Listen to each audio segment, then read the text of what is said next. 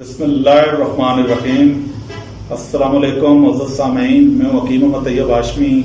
اور آپ دیکھ رہے ہیں ہمارا چینل بیسٹ ٹوٹکے۔ معزز سامعین، آج میں گرمی خشکی کا جو مسئلہ ہے جو اکثر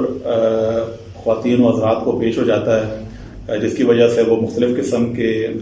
نسخہ جات اور علاج کراتے ہیں، لیکن ان کی صحیح تشخیص نہیں ہوتی کہ ان کو مسئلہ کیا ہے، گرمی خشکی کا مسئلہ ہے یا کوئی اور مسئلہ ہے۔ دراصل صفرا کی زیادتی کی وجہ سے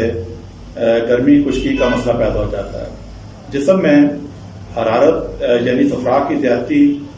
کی وجہ سے ہی جرکان پیدا ہوتا ہے، اور جرکان کے بعد جو دیگر بیماریاں ہیں ہیپیٹائٹس وغیرہ، وہ بھی اسی وجہ سے گرمی خشکی یعنی صفرا کی زیادتی کی وجہ سے ہو جاتا ہے۔ اس کے علاوہ گرمی خشکی کی وجہ سے آپ دیکھ لیں بلڈ پریشر، پھیپھڑوں میں پانی، اعصابی کمزوری، پیشاب کی جلن، بواسیر جو خونی ہوتی ہے، دماغی کمزوری، اور اس کے علاوہ پیٹ میں پانی پڑ جاتا ہے، یہ تمام علامات اس کے اندر پیدا ہو جاتی ہیں۔ ایسے جو مریض ہوتے ہیں ان کو تمام گرم چیزیں اور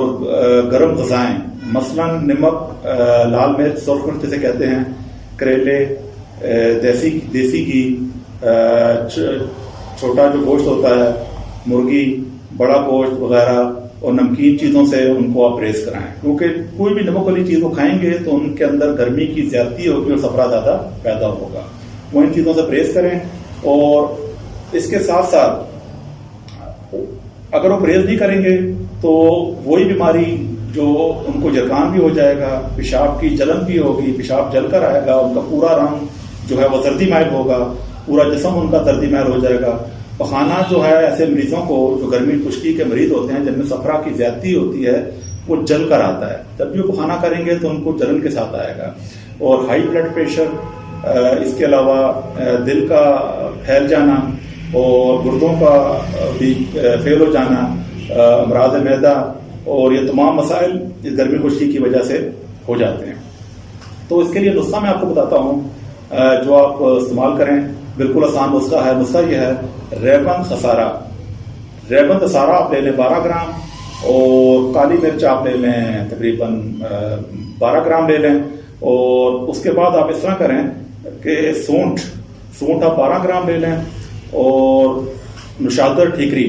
12 گرام۔ اب یہ 4 چیزیں میں نے آپ کو بتا دی ہیں، نشادر 12 گرام، سونٹ 12 گرام، کالی مرچ 12 گرام، اور ریبن خسارہ 12 گرام۔ ان تمام کو آپ باریک پیس لیں اور 500 ملی گرام والے کیپسول بھر لیں،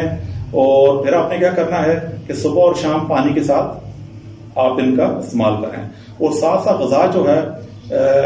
ایسی غذائیں کھائیں، مثال کے طور پہ کدو ہو گئے، ٹنڈے ہو گئے، شلجم ہو گئی، توری کے علاوہ بھنڈی، اور جو کا دلیا بھی فائدہ مند ہے اس کے اندر،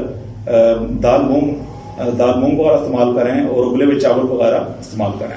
اور سرخ مرچ، نمک اور سے لازمی آپ پرہیز کریں تاکہ گرمی خشکی والا آپ کو مسئلہ ختم ہو جائے۔ اچھا، پہلا جو نسخہ بتایا ہے وہ نسخہ جب ختم ہو جائے، تقریباً 1 ہفتے میں ختم ہوتا ہے یا 10 دن میں ختم ہوتا ہے، اس نسخے کے بعد آپ نے پھر جو دوسرا نسخہ بتا رہا ہوں یہ استعمال کرنا ہے۔ دوسرا نسخہ بالکل آسان نسخہ ہے، گوند کا تیرا، تخم بلنگا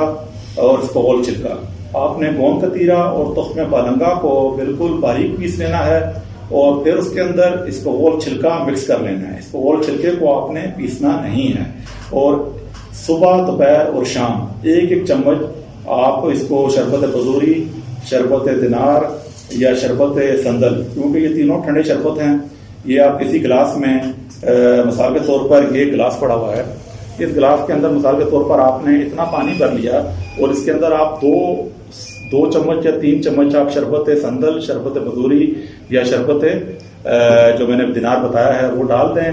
اور اس کے بعد 1-1 چمچ یہ ڈال دیں، پھر اس کو اچھی طرح مکس کریں اور تھوڑی دیر چھوڑ دیں۔ جتنی دیر آپ چھوڑیں گے کیونکہ اتنا پھولے گا، اتنا اچھا آپ کو لگے گا، اور اتنا اچھا اس کا ذائقہ ہو جائے گا، اور اس کو استعمال کریں۔ انشاءاللہ تعالیٰ اس کے استعمال سے یہ گرمی خشکی کا جو مسئلہ ہے یہ آپ کا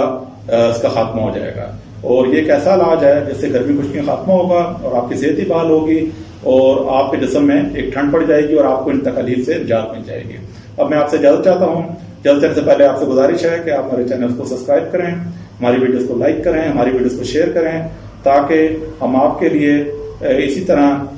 معلوماتی ویڈیوز بناتے رہیں۔ اللہ حافظ۔